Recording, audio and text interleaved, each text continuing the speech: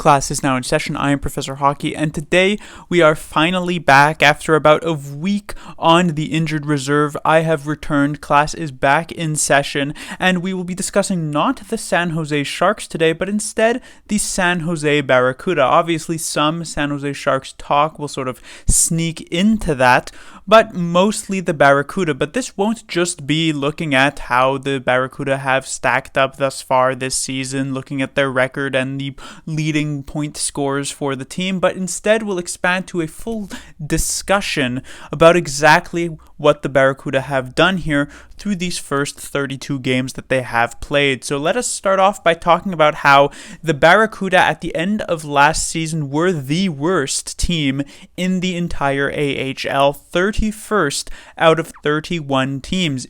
So bad, in fact, that they actually ended off that season on a 15-game losing streak. That is incredibly long. The longest losing streak in the NHL, at the very least, in its history, is 18 games. And the thing is that 15 games was not ended by the Barracuda getting a win finally, but instead only ended because the season itself ended, meaning it could have gone to 16, 17, 18. You never know. That team was quite bad. And so with the introduction of Mike Grier as the new general manager for the organization, one of his top priorities, if not his top priority, was trying to get the Barracuda back in business. Now, it was not going to be very difficult to improve on the awful last season. Literally anything could have been better.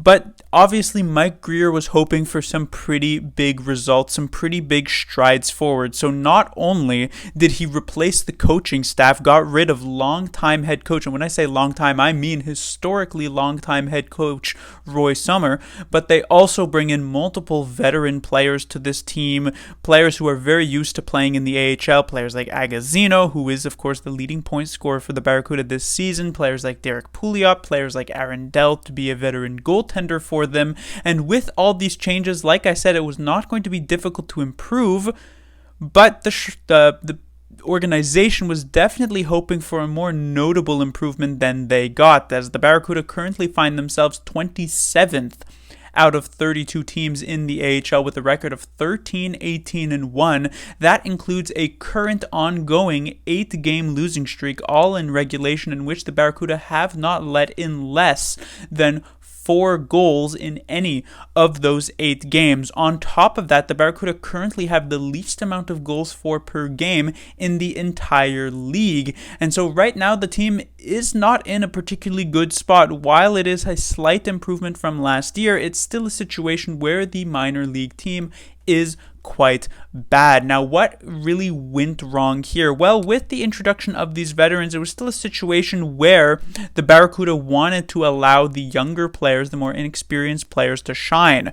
With, once you look past Agazino on the leading point scorer list, you see players like Eklund, Bordelot, Gushin, Robbins. These are players who are playing their first full professional season here in the AHL. All of them are rookies at the AHL level. So it is obviously going to be a much more inexperienced lineup, but also on top of that, it is not just the players who are on the ice, but also the players or the people who are behind the bench, because as I mentioned earlier, they fired longtime, very experienced head coach Roy Sommer, and I don't necessarily disagree with that, but what I do disagree with is bringing in such an inexperienced coach like John McCarthy. And you may think that John McCarthy sounds like a familiar name, and you would be right. He was a player with the Sharks, but more notably with their minor team for many, many years. He was as recently on the San Jose Barracuda as the 1920 season. That is just 3 years ago, and suddenly now he is a coach. There is, of course, no doubt that players who play at the highest level, like McCarthy did manage to do for a handful of games. He still played a decent bit with the San Jose Sharks, 50 plus or so games at the NHL level. There is no doubt that there is a certain level of hockey knowledge required to be able to do that, but that doesn't necessarily transfer to the sort of X's and O's type of situation as an actual coach. So the fact that the Sharks decided, or the organization decided to run with such an inexperienced lineup up front, and then also an inexperienced coach, is kind of a recipe for disaster, and has led to many games in which the Barracuda honestly just look completely lost of what to do. And it feels as though once like a single goal is scored against them, it kind of just opens the floodgates. The team is floundering and suddenly they're down 4-0 within like 15 minutes of a particular game. It happens way too frequently. Like I said, in each of their last 8 games, all losses, they've given up at least 4 goals in each of them. So it has not really been a super pretty sight. Now this brings me to the conversation about the young rookie players here on the Barracuda, because back at the beginning of the season here for the San Jose Sharks, when Eklund and Bordelot got sent down to the Barracuda, one of the biggest sort of talking points about it was, well, do you really want them on the San Jose Sharks, who are going to be bad this year? It's going to instill a losing culture into them. They're going to lose confidence because the team is just going to be losing a lot of games. Let them go to the Barracuda and find some success.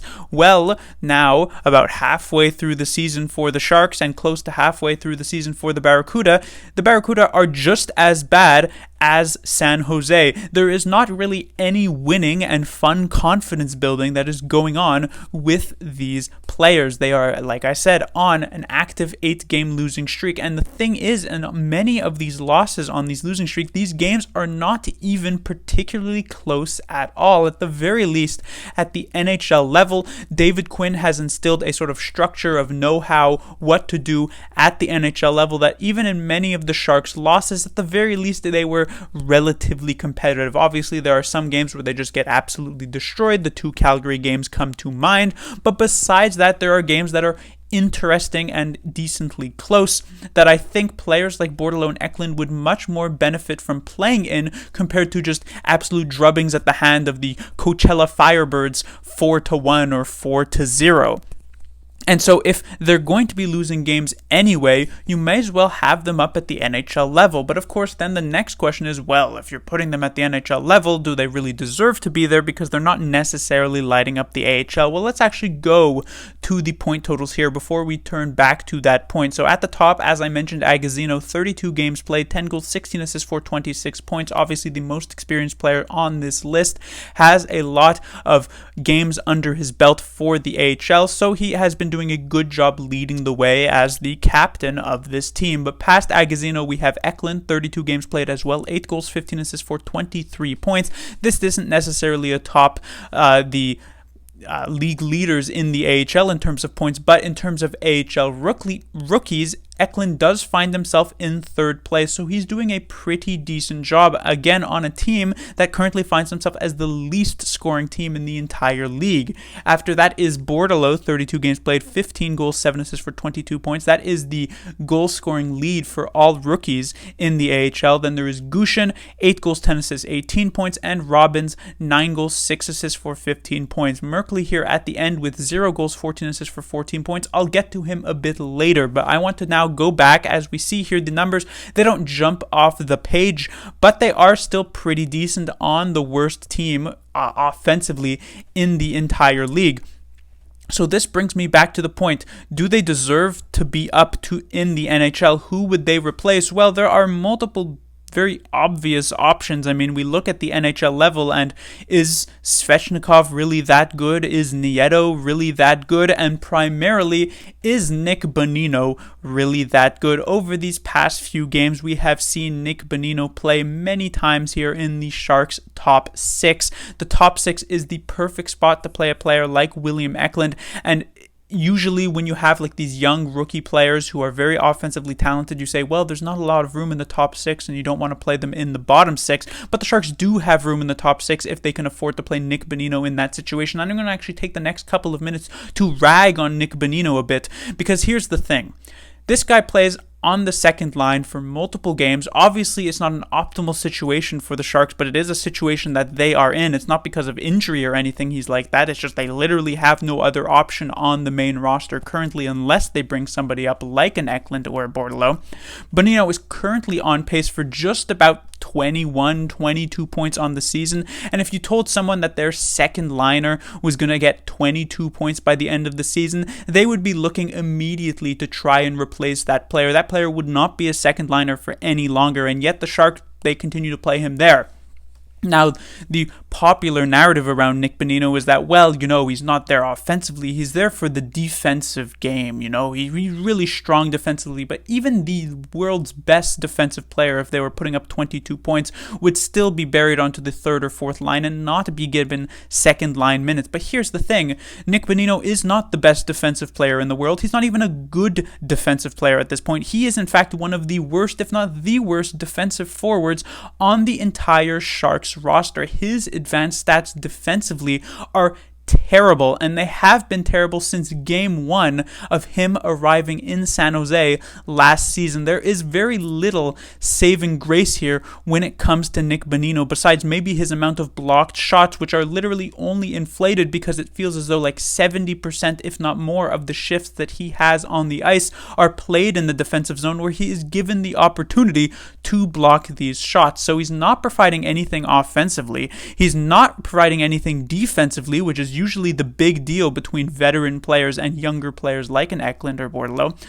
Then the next point would obviously be, well, at the very least, he's good penalty killing wise. First of all, that doesn't mean he needs to play on the second line, but even penalty killing wise, sure, some credit does need to go to him. The Sharks are one of, if not the best penalty killing teams in the entire league. But if we actually take a look at the stat, which is power play goals against per 60 minutes, basically, which is, quite descriptive in the name, but this is just how many goals you are on the ice for against when it's a 5-on-4 type of situation per 60 minutes to even it out between players who played a lot and played a little.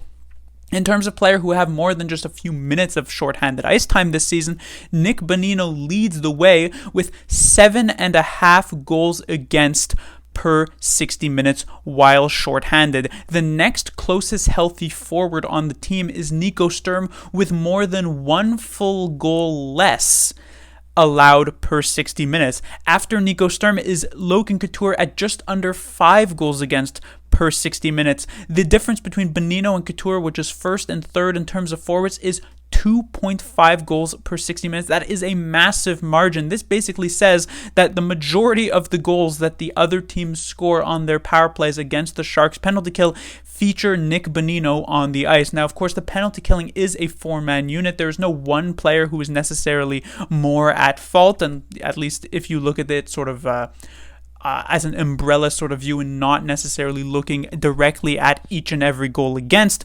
But the fact that Bonino has terrible defensive stats, and then you look at this penalty killing wise, I must say that it is not a coincidence that he leads in this particular category. And so generally, Nick Bonino is a net negative for the San Jose Sharks in pretty much every facet of the game, and yet he continues to get second line spots and spots in the lineup because what? He won a Stanley Cup like 7 years ago, because he's 34 or 35 years old, which means he just generally has sort of veteran performance and priority there in that regard, because I would much rather see a player like a William Eklund and a Thomas Bordeleau in this particular role, not only because they are the future of the franchise, but they will provide a much stronger offensive presence, almost guaranteed at this point in the top six.